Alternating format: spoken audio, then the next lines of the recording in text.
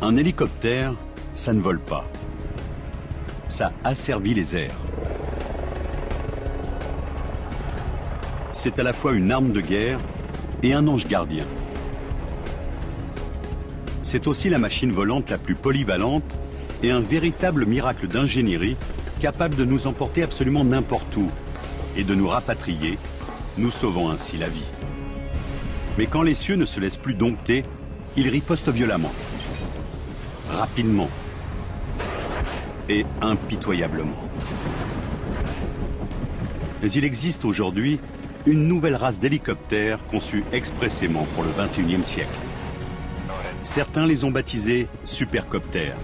Et voici un de leurs meilleurs représentants, le EH-101 d'Augusta-Westland. Vous allez découvrir comment cette petite merveille parvient à défier la gravité et à maîtriser le ciel.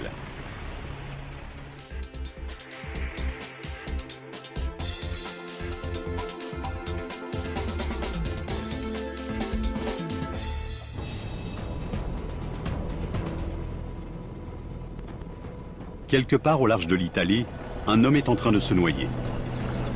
Un des hélicoptères les plus sophistiqués qui soit vole à son secours. Il s'agit du EH-101 d'Augusta-Westland.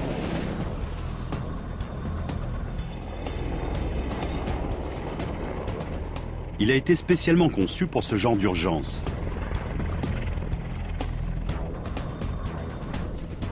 Ses rotors sont révolutionnaires. Ils sont actionnés par 3 des moteurs les plus sophistiqués jamais mis au point. C'est un hélicoptère énorme qui mesure près de 23 mètres, du nez à la queue, pour un poids d'environ 15 tonnes et qui peut parcourir 1450 km à près de 320 km/h.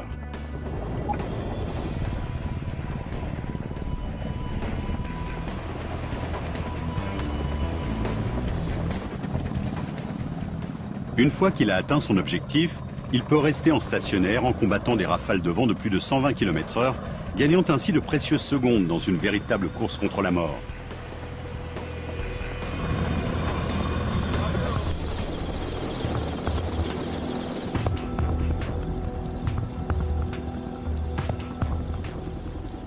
Pour les requins volants de la marine italienne, cette mission d'entraînement est prise extrêmement au sérieux.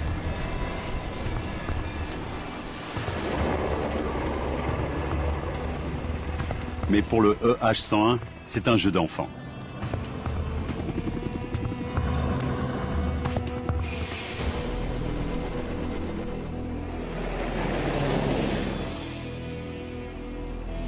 Cet engin fait partie de la nouvelle génération d'hélicoptères qui prendront d'assaut les cieux du XXIe siècle.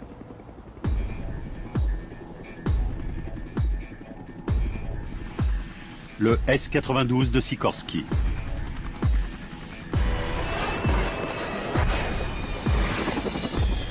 Le NH-90 de NH Industries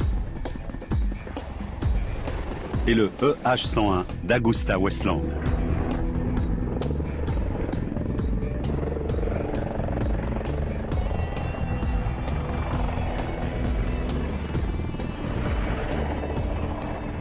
Voici la version américaine de ce dernier modèle. Baptisée US-101, elle a été choisie par la marine des États-Unis pour devenir le prochain hélicoptère présidentiel. Nom de code Marine 1, ce bureau ovale du ciel sera fabriqué par 3 constructeurs, Augusta-Westland, Bell Helicopters et Lockheed Martin.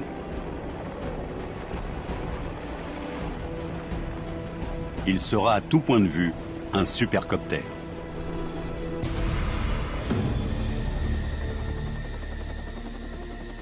Mais quel que soit le niveau technologique d'un hélicoptère, son vol est gouverné par 3 grands éléments qu'on pourrait appeler la règle de 3.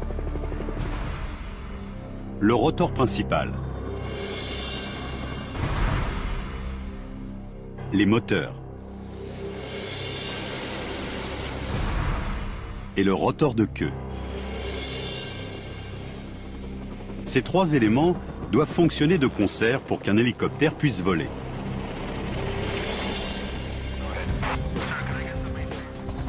Et c'est là tout le génie de la règle de 3. Le EH-101 traverse le ciel comme un oiseau-mouche.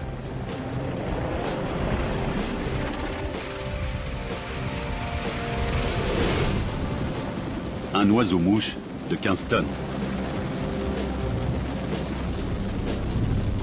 C'est précisément parce que les hélicoptères comme celui-ci peuvent faire ce qu'aucun autre aéronef ne peut faire, aller où aucun autre ne peut se rendre, dans des lieux inaccessibles aux autres moyens de transport, que nous dépendons d'eux.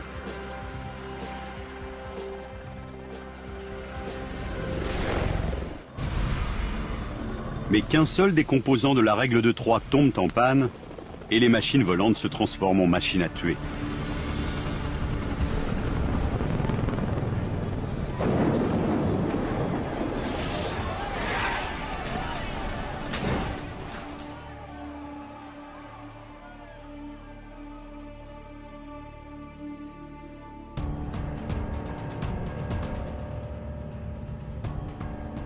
Dans des conditions normales, piloter un hélicoptère n'est que légèrement plus dangereux que piloter un aéronef à voilure fixe de la même taille.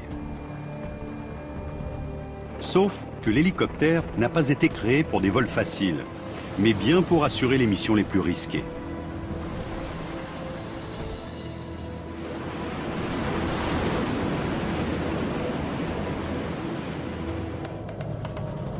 Et parfois, nous le poussons au-delà de ses limites.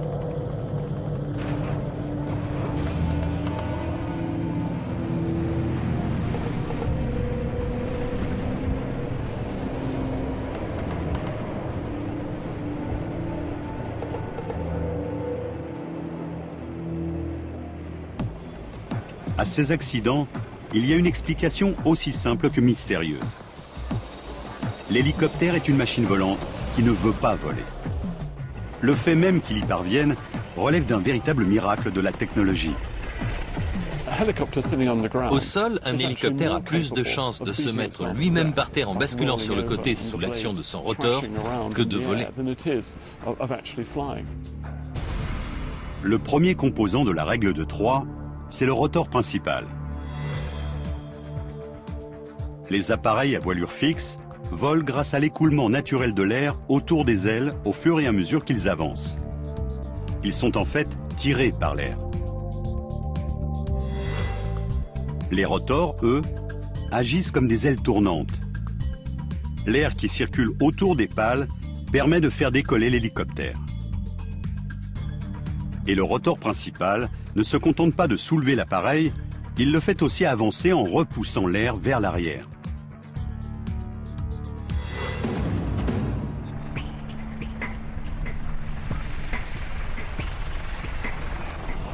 En vol, à chaque seconde, le rotor énorme du EH-101 déplace jusqu'à 45 tonnes d'air.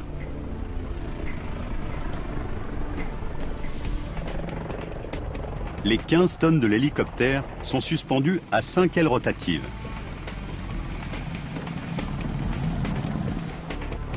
Le rotor principal de cet engin est une petite merveille de la technologie dont la mise au point a duré plusieurs décennies. Mais l'épopée du rotor dépasse le simple cadre de l'ingénierie. En effet, elle a tout bonnement changé l'histoire. Le rotor a gagné ses lettres de noblesse en temps de guerre. Et depuis lors, les cieux n'ont plus jamais été les mêmes.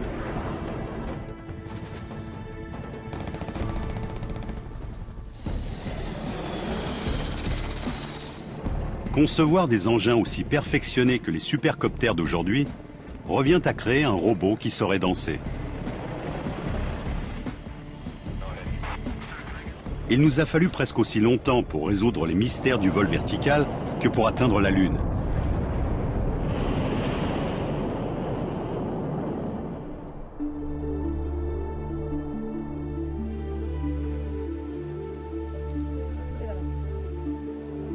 Dans l'Italie de la Renaissance, au XVe siècle, Léonard de Vinci imagine une machine volante qui monterait à travers le ciel comme une vis infinie à travers un morceau de bois. Les supercoptères d'aujourd'hui n'utilisent pas de vis, mais un rotor tourbillonnant. C'est le premier et le plus important des éléments de la règle de 3 qui gouverne le vol de tous les hélicoptères. Les premières pales étaient en bois. Cette surface portante rotative offrait un semblant de sustentation, mais c'était à peu près tout. Au fil de décennies d'études, les rotors devinrent plus polyvalents et plus robustes. Et ils firent sortir les hélicoptères des coulisses de l'aéronautique pour les placer en première ligne d'une guerre. Ce conflit allait durer 20 ans et mobiliser 3 millions de soldats américains.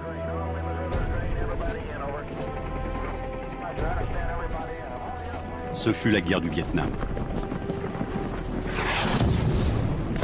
Ce n'est qu'au moment de la guerre du Vietnam que l'hélicoptère est arrivé à maturité. À l'époque, des centaines, si ce n'est des milliers d'hélicoptères étaient déployés sur un même théâtre d'opération.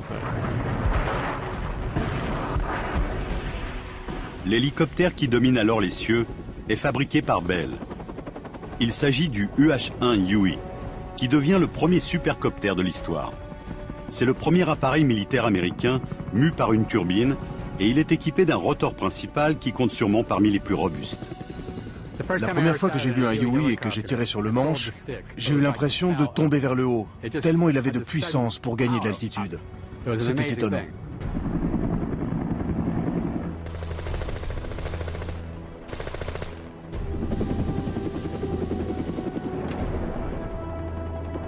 Même si des rotors entièrement métalliques ont déjà équipé d'autres hélicoptères par le passé, le rotor et les pales de 13,50 m du Huey s'imposent comme un nouvel étalon de solidité.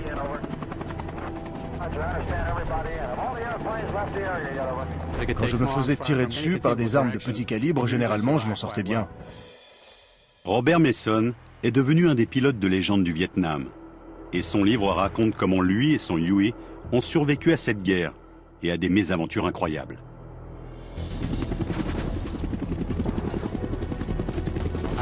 Une fois, je devais être le dernier encore dehors et il fallait que j'embarque tout le monde. Les gars sont tous montés, mais il y en avait un de trop. Or, je ne pouvais pas le laisser là. Son appareil étant dangereusement surchargé, Robert Mason n'a alors qu'une solution, voler droit en direction d'un bosquet en pleine jungle. Je me suis dirigé vers les fourrés, en espérant pouvoir accélérer suffisamment pour passer par-dessus. Mais comme je n'ai pas réussi, il a fallu que je les traverse. Et l'hélicoptère est passé en taillant les branches avec ses pales, en transportant 6 ou 7 GI qui hurlaient à l'arrière. J'adore cet engin. Si le Huey a été le supercoptère du XXe siècle, le EH-101 est en course pour ce titre au XXIe siècle.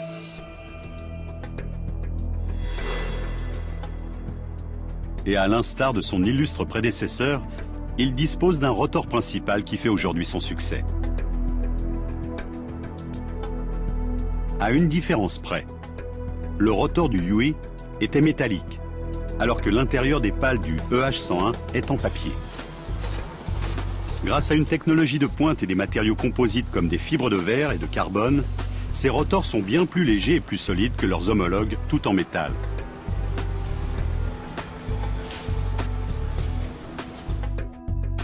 Un cœur en nid d'abeille est moulé avec des morceaux de mousse et taillé à des dimensions précises.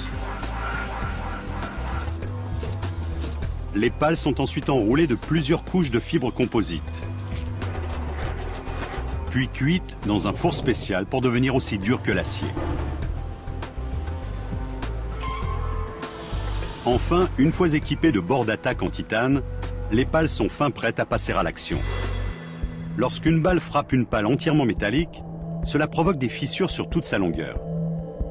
Mais lorsqu'une balle transperce une pale en matériaux composites, les fibres tissées autour du point d'impact ne sont pas abîmées. Mais voici ce qui différencie vraiment ces pales des autres. Ce sont les extrémités de forme parabolique. Cette innovation a permis de résoudre virtuellement 2 problèmes majeurs dont souffrent les hélicoptères de combat. Le bruit du rotor qui avertit l'ennemi de votre approche. Et les tourbillons de sable susceptibles d'aveugler les pilotes au décollage et à l'atterrissage dans le désert. Pour un hélicoptère, il n'y a rien de plus difficile que d'exfiltrer des otages d'une zone ennemie, a fortiori si cette zone se situe en plein désert. Et aucune mission de ce genre n'a été un fiasco aussi retentissant que Eagle Claw en 1980, dont le but était de libérer des citoyens américains prisonniers en Iran. Le désert s'est transformé en enfer des hélicoptères, et la mission s'est soldée par la mort de 8 Américains.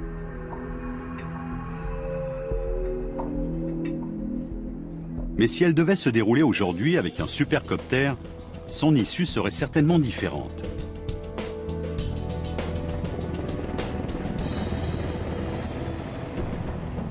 Un des plus gros handicaps dont souffrent les hélicoptères dans les missions de type Eagle Claw, c'est le bruit que font les rotors, car l'ennemi vous entend arriver. L'essentiel de ce bruit est provoqué par l'extrémité des pales qui tranchent l'air à une vitesse supersonique. Ce bruit si repérable est en fait un enchaînement de mini-murs du son qui se produisent au bout des pales.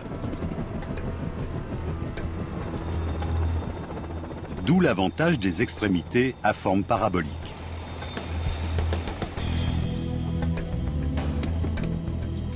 Ces dernières leur permettent de ralentir la vitesse de rotation des pales tout en offrant la même sustentation et la même propulsion.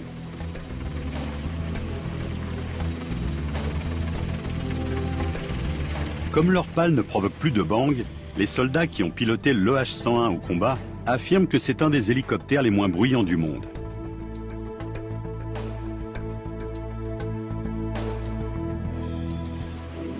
Un des gros problèmes auxquels nous nous heurtons, c'est la détection. Cet appareil a pour avantage de s'approcher de son objectif de manière relativement silencieuse. On ne l'entend que quelques secondes avant qu'il arrive. Max Tengroom est pilote à l'escadron 28 de la Royal Air Force. Il est aux commandes du tout nouveau fleuron de l'armée de l'air britannique, le H-101. Nous pouvons partir seuls en terrain hostile en toute sérénité.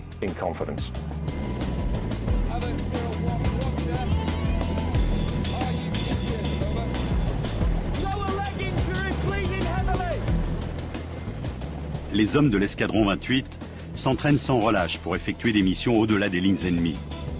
Timing, positionnement et vitesse doivent être soigneusement coordonnés. Mais l'élément clé qui déterminera le succès ou l'échec d'une mission, c'est la furtivité. Tout ce qui compte, c'est le résultat. Il y a peut-être un ennemi sur place et ça risque d'être chaud. Et si l'ennemi vous entend arriver, l'atterrissage ne sera peut-être pas seulement chaud, mais mortel.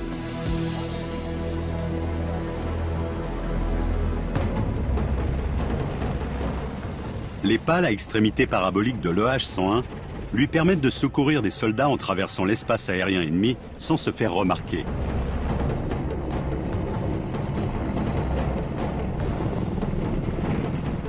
Ainsi, l'effet de surprise est préservé lors des missions les plus périlleuses.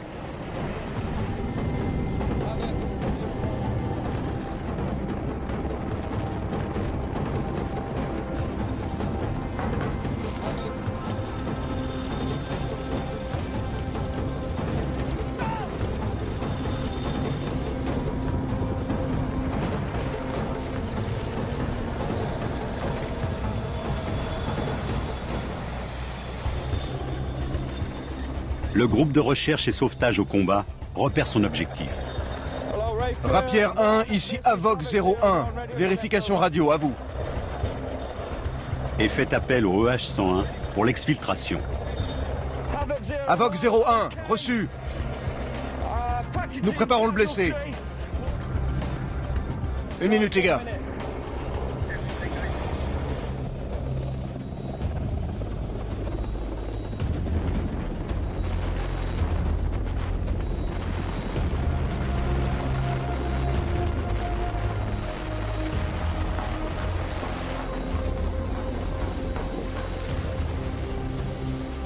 Mais si ce sauvetage n'était pas un exercice, et s'il se passait au milieu du désert, comme ce fut le cas lors de la mission Eagle Claw, l'hélicoptère et ses occupants auraient eu affaire à un danger aussi redoutable que les tirs ennemis.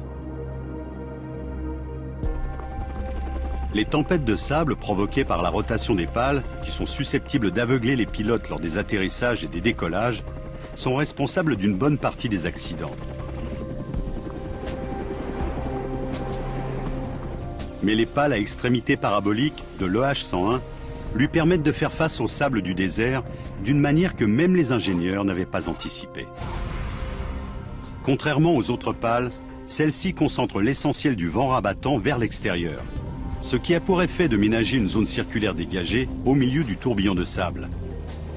Ainsi, les pilotes peuvent voir le sol en dessous d'eux.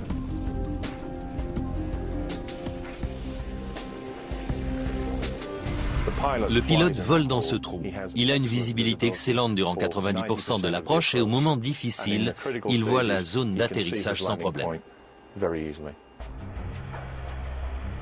Et ce qui marche pour le sable, marche aussi pour la neige. Les pales à extrémité parabolique s'affranchissent des tourbillons de neige comme des tourbillons de sable.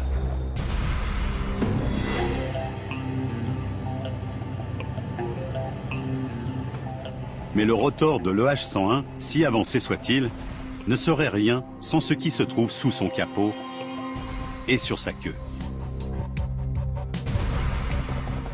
Sans un moteur puissant et un rotor de queue pour contrôler les déplacements, un hélicoptère est condamné. La règle de 3 fait s'affronter la physique et les forces de la nature. Et quand tout marche comme il faut, un hélicoptère peut accomplir des prouesses dont même Léonard de Vinci n'aurait pas rêvé.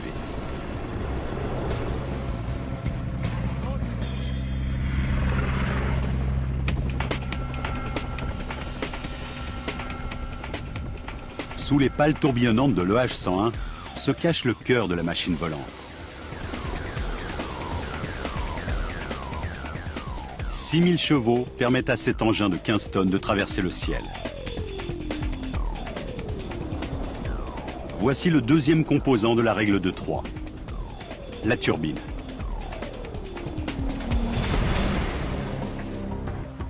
Et il n'y en a pas qu'une, mais 3. Chacune d'elles est aussi grosse que le moteur d'une berline, mais 10 fois plus puissante.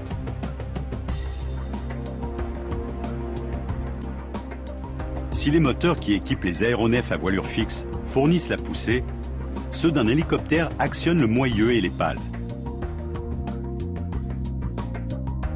C'est une espèce d'hélice géante qui fait circuler l'hélicoptère à travers les cieux. Ces moteurs doivent faire tourner le rotor toujours à la même vitesse, quel que soit le vent ou les manœuvres effectuées par le pilote.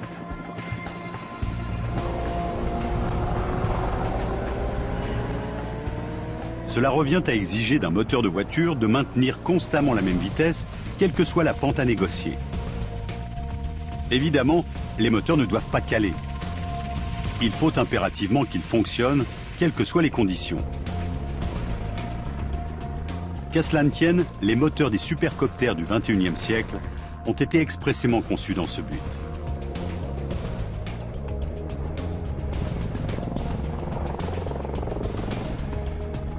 Ils fournissent la puissance nécessaire que les moteurs des générations antérieures n'étaient pas en mesure d'apporter.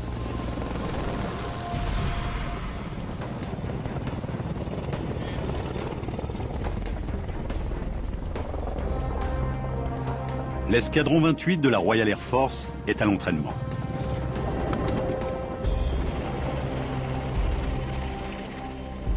Sa mission, suivre et intercepter une voiture lancée à toute vitesse.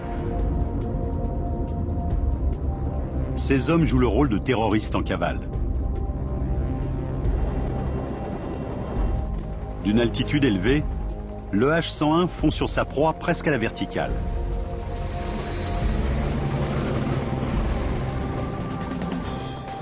Il plonge en piqué jusqu'à une quinzaine de mètres du sol à plus de 320 km/h.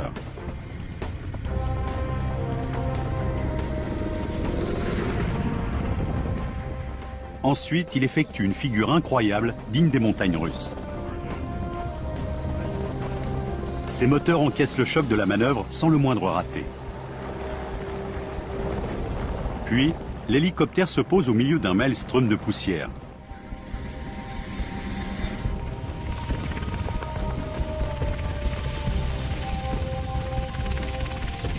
C'est une démonstration de force impressionnante.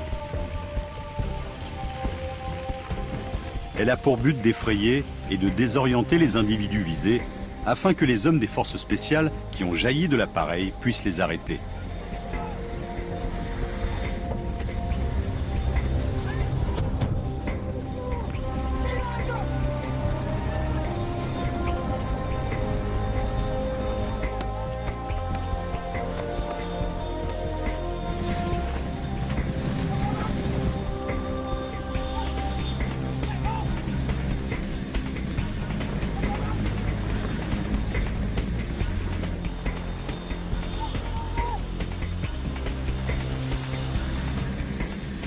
En quelques secondes, tout est terminé.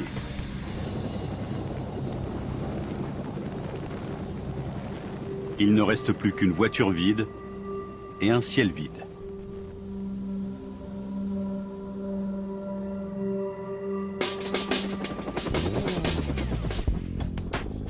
Une telle manœuvre est rendue possible grâce à la puissance et la précision gérées par l'ordinateur des moteurs de l'EH-101. Pour comprendre comment il fonctionne, revoyons la scène. Au départ, le plongeon. L'hélicoptère pique presque à la verticale, ses pales tournant au rythme régulier de 214 tours minute, mais sans déplacer beaucoup d'air. Pour les moteurs, c'est la partie facile.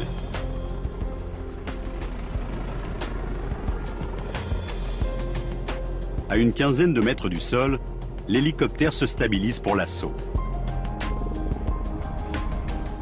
Les pales tournent pour repousser l'air vers l'arrière et propulser le EH-101 à sa vitesse maximale de 320 km/h.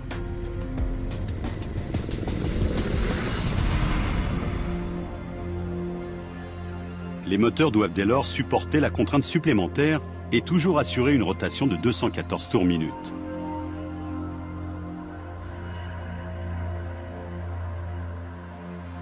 Chaque rotation est communiquée au moteur par les ordinateurs embarqués. Mais voici le moment qui prouve que ces moteurs se distinguent de leurs prédécesseurs. C'est cette figure aérienne extraordinaire où on passe de la vitesse maximale à l'arrêt complet avant de repartir. La manœuvre consiste à faire tourner l'aéronef de 180 degrés et de passer de la vitesse maximale à 0 sur une distance très courte. Vous pouvez constater que c'est une manœuvre très brutale.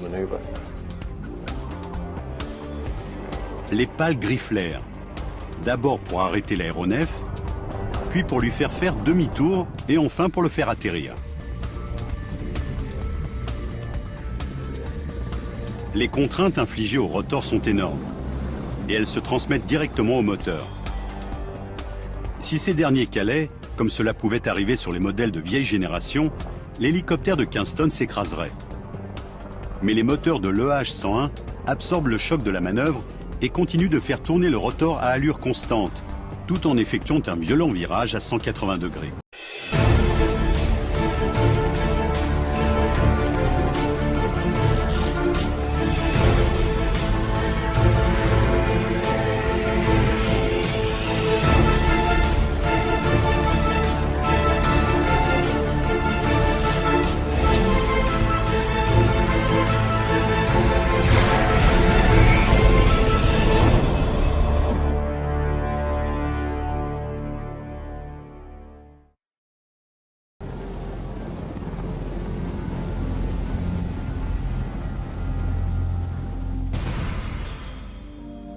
Et s'il arrivait qu'un des moteurs tombe en panne ou soit endommagé par un tir ennemi, l'ordinateur avertirait les deux autres moteurs pour qu'ils compensent le manque de puissance. L'hélicoptère pourrait alors non seulement continuer à voler, mais même poursuivre sa mission. Sur le champ de bataille, il faut un maximum de systèmes redondants et de fiabilité, car ainsi, en cas de dégâts, on peut quand même poursuivre la mission.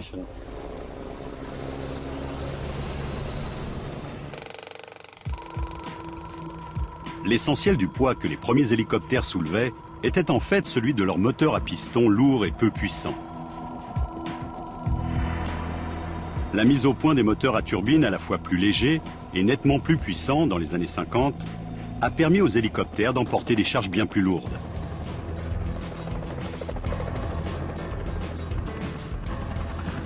Ce qui était autrefois un gymnaste des airs s'est alors transformé en bête de somme capable de transporter jusqu'à 40 tonnes de fret.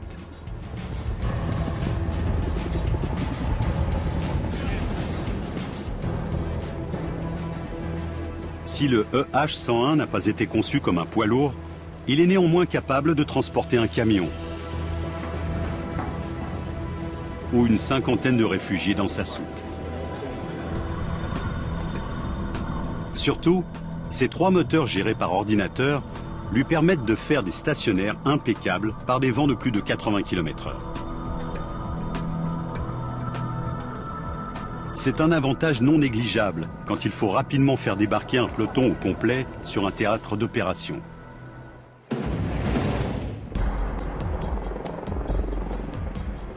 Dans la règle de 3 qui gouverne le vol d'un hélicoptère, le rotor principal assure la portance et la propulsion.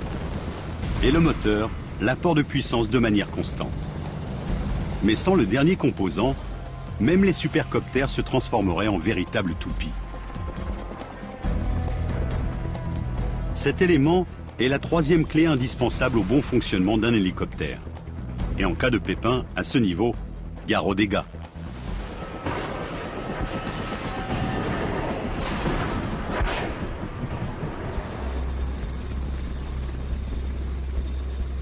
Du gros temps, un carburant à haut indice d'octane et un hélicoptère en stationnaire à l'aplomb du pont d'un navire de guerre en haute mer. Cet EH-101 de la Royal Navy, la marine de guerre britannique, va se ravitailler en carburant sans se poser. C'est une des manœuvres les plus difficiles qu'on puisse demander à un hélicoptère et à son pilote. Et encore le fait-on rarement. Mais c'est le genre d'opération à haut risque pour lesquelles on a conçu les supercoptères. On économise ainsi le temps précieux qu'aurait nécessité un appontage pour refaire le plein. Son rôle principal est la protection des forces. Il doit donc rester en l'air 24 heures sur 24, 7 jours sur 7, 365 jours par an en quête d'une menace de surface, c'est-à-dire un bateau, ou sous-marine, c'est-à-dire un sous-marin. Lors de ce ravitaillement, le EH-101 reste en stationnaire à la perfection.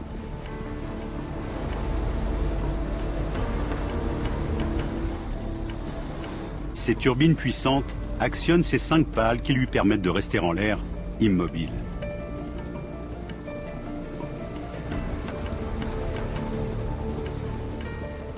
Mais pour l'approcher de plus en plus près du navire et de la perche de ravitaillement, c'est le 3e et dernier composant de la règle de 3 qui entre en jeu.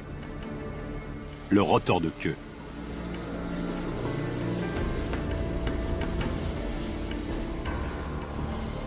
Le navire de 5000 tonnes et l'hélicoptère de 15 tonnes sont désormais reliés par un tuyau dans lequel s'écoule un carburant volatile.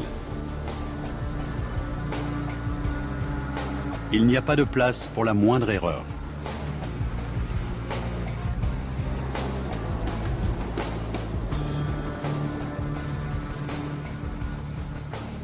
Mais le H-101 ne bouge absolument pas, grâce à la précision de manœuvre que lui autorise son rotor de queue.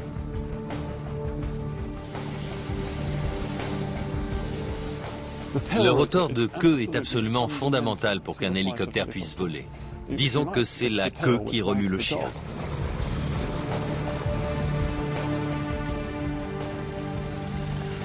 Une fois ravitaillé, le H-101 s'écarte pour une mission qui va solliciter les capacités pour lesquelles il a été spécialement conçu. La chasse et la lutte anti-sous-marine.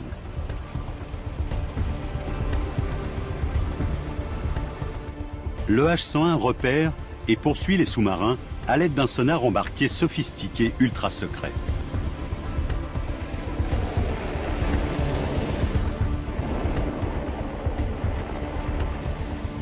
Il se rapproche de son objectif et se positionne en stationnaire. Ensuite, il mouille le pire cauchemar d'un sous-marinier, une antenne sonar ultra performante. Sous la surface, cet appareil d'écoute s'ouvre comme un parapluie high-tech qui emprisonne le sous-marin ennemi dans un filet sonar.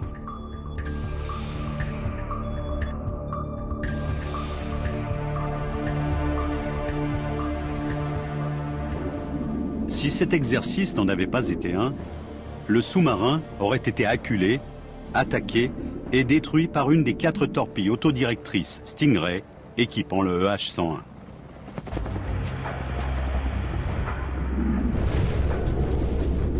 Mais ce dernier peut aussi emporter des grenades sous-marines ou encore des missiles anti-navires à trajectoire rasante pour détruire les bâtiments de surface. Pour remporter cette bataille navale, le H-101 a fait appel à son rotor de queue.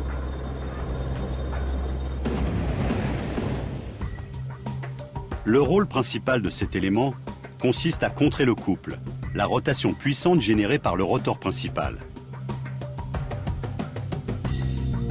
Ce dernier imprime un mouvement circulaire au fuselage dans un sens, tandis que le rotor de queue le pousse dans l'autre. En contrôlant la quantité d'air expulsée par le rotor de queue, le pilote se sert de ce dernier comme d'un gouvernail.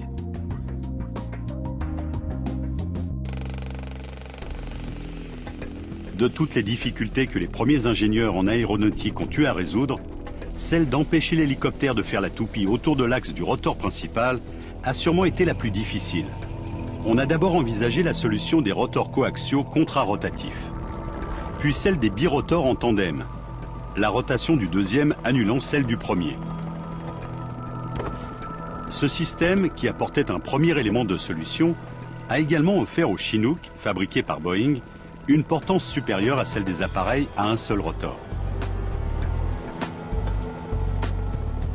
Mais c'est la mise au point du rotor de queue qui va conférer à l'hélicoptère une maniabilité sans pareille.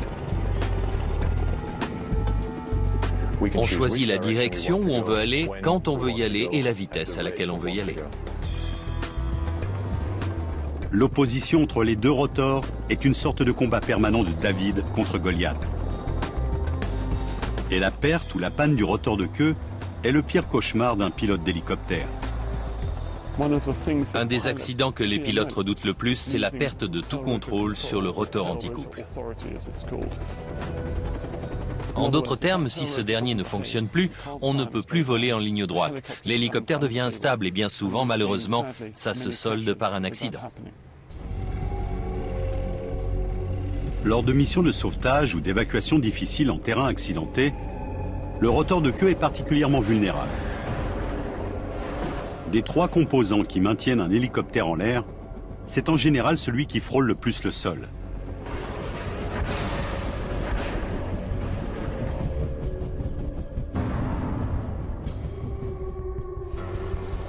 C'est pourquoi celui de l'EH-101 se situe haut sur la queue à près de 2,75 m du sol.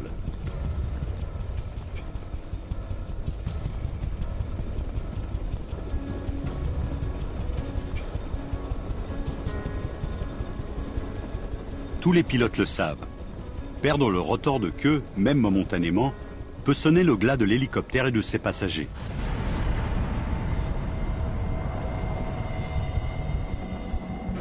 En effet, l'appareil se met à faire la toupie de manière incontrôlable.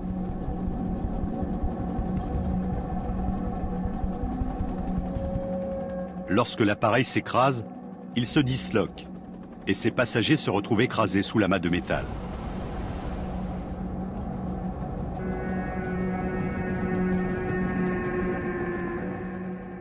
Mais beaucoup d'accidents surviennent lorsqu'on en demande trop à cette machine volante. Les tâches qu'on leur affecte sont très dangereuses. On leur demande des choses impossibles pour d'autres aéronefs.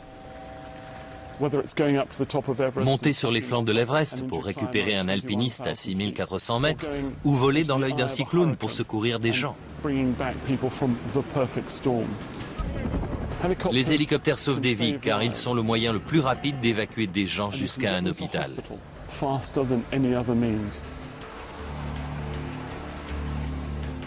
Nous utilisons les hélicoptères pour des tâches aussi périlleuses, car aucun autre moyen de transport n'est en mesure de faire aussi bien. Ils peuvent traverser un ouragan et voler au secours de gens qui, sans eux, seraient condamnés. Ils peuvent affronter les feux de forêt en plongeant au cœur du brasier et en larguant de l'eau là où aucun homme ni aucune autre machine ne peuvent aller.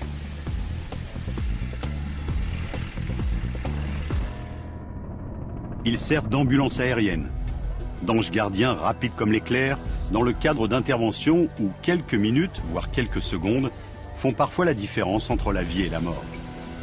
L'hélicoptère est le champion des malades et des blessés.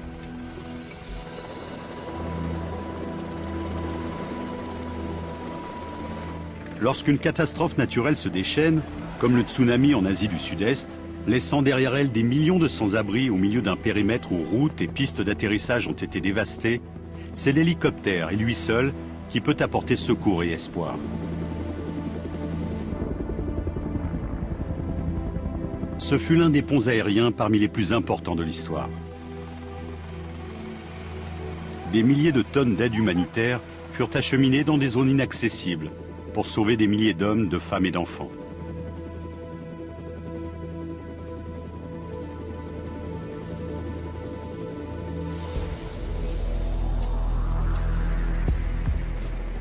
La toute dernière génération de supercoptères repousse les limites du vol vertical. Mais on doit ajouter un quatrième composant à notre règle de 3. L'homme assis dans le siège du pilote. Maîtriser les mouvements d'un hélicoptère nécessite d'utiliser ses deux mains et ses deux pieds et d'être parfaitement sûr de soi.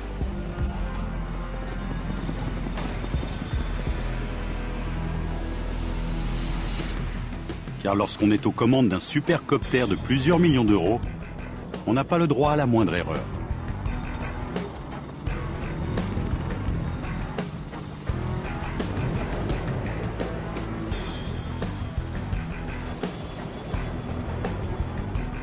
Rares sont les prouesses plus difficiles que dompter un hélicoptère.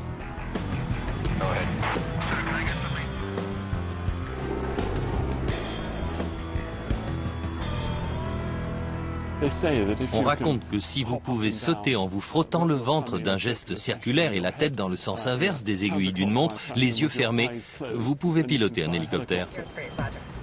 C'est le pilote qui fait de l'hélicoptère une machine à sauver des vies. Ou une arme de guerre. La règle de 3, le rotor principal, les turbines et le rotor de queue, permettent à l'hélicoptère de voler.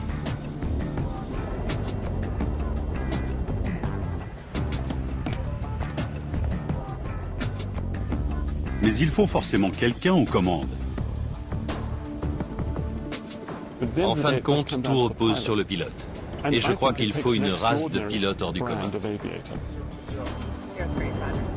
À tout instant, on peut monter ou descendre. Aller à droite ou à gauche. En avant ou en arrière, ou faire un mélange de tout ça.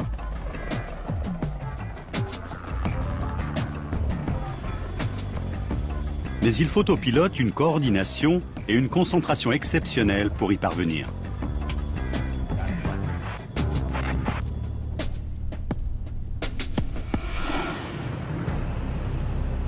Massimo Porro commande l'escadron numéro 1 de la marine italienne, les requins volants. Il nous montre la relation extraordinaire existant entre le rotor de queue et le rotor principal. Ses deux mains s'occupent du rotor principal, la manette de gauche faisant monter et descendre l'hélicoptère, celle de droite gérant les autres directions.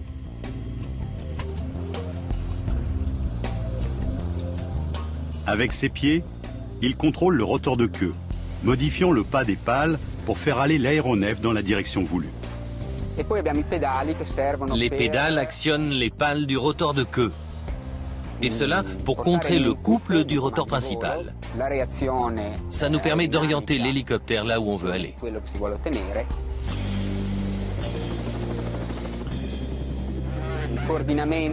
Mais la coordination doit être impeccable. Car comparé à un aéronef à voilure fixe, l'hélicoptère est un appareil instable par nature. Mais pour qui maîtrise la règle de 3, l'hélicoptère offre des sensations incomparables.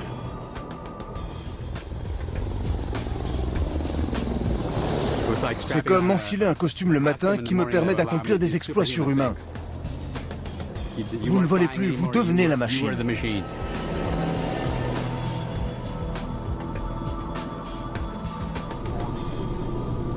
Les supercoptères d'aujourd'hui sont plus que de simples hélicoptères.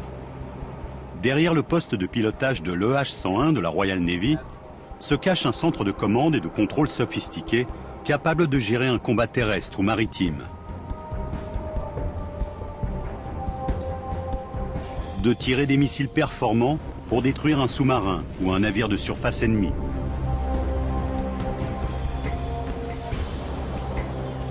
Ou encore d'accomplir des missions de reconnaissance et de surveillance électronique.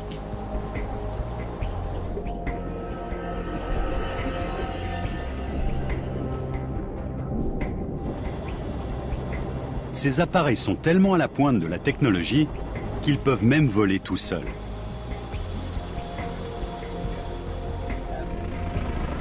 Les puissants ordinateurs embarqués de l'EH-101 gèrent un des pilotes automatiques les plus sophistiqués jamais installés sur un aéronef.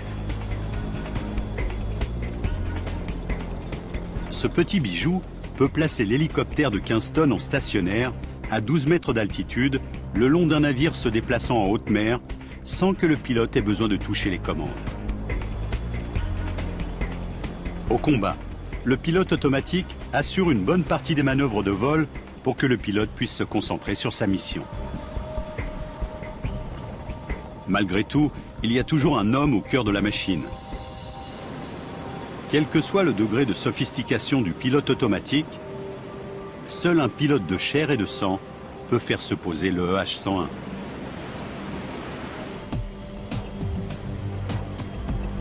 Ces hommes s'entraînent dans un monde virtuel.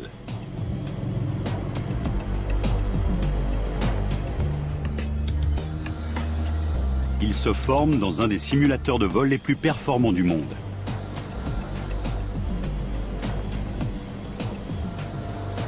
Dans cette sphère d'acier de 7,30 mètres de diamètre, se trouve une réplique exacte du poste de pilotage d'un EH-101 et un écran au graphisme très réaliste. Les mouvements de l'hélicoptère sont reproduits avec fidélité par des vérins hydrauliques actionnés par les ordinateurs. La peur est bien présente, croyez-moi.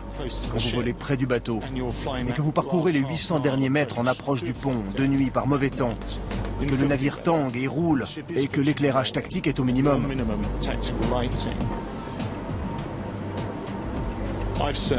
Je me suis fait de belles frousses en simulateur, car il est très réaliste. Pour vous dire la vérité, j'en suis ressorti blanc comme un linge et tout tremblotant. Il faut investir la bagatelle de 3 900 000 € pour former un pilote, afin qu'il puisse un jour sortir de ce jeu vidéo haut de gamme et piloter pour de vrai. Mais quand l'aéronef que vous pilotez coûte près de 80 millions d'euros, vous ne pouvez pas vous permettre de le laisser s'écraser.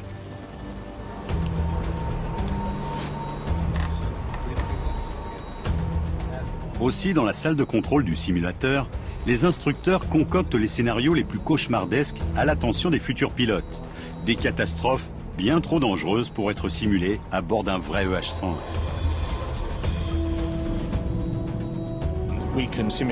On simule des pannes importantes et des crashs.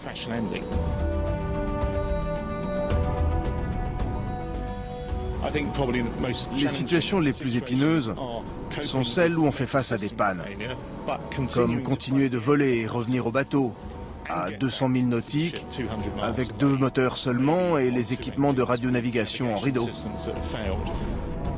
L'entraînement ne cesse jamais. Même les pilotes les plus chevronnés doivent repasser régulièrement un certain nombre d'heures en simulateur pour conserver leur maîtrise de l'EH-101.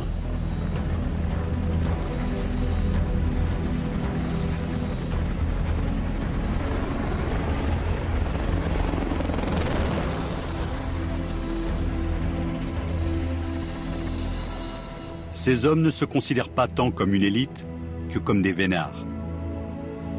Le père de l'hélicoptère, Léonard de Vinci, aurait adoré piloter cet engin. Je l'imagine bien nous lancer. Je vous l'avais bien dit, il y a 500 ans, je vous avais dit qu'on y arriverait. Et le voilà, l'hélicoptère par excellence.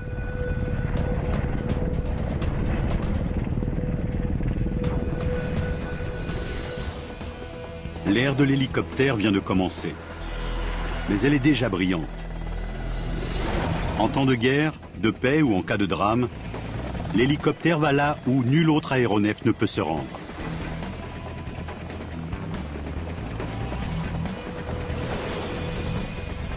Aujourd'hui, la science du vol vertical atteint peut-être son expression la plus raffinée. Voici venu le temps des supercoptères.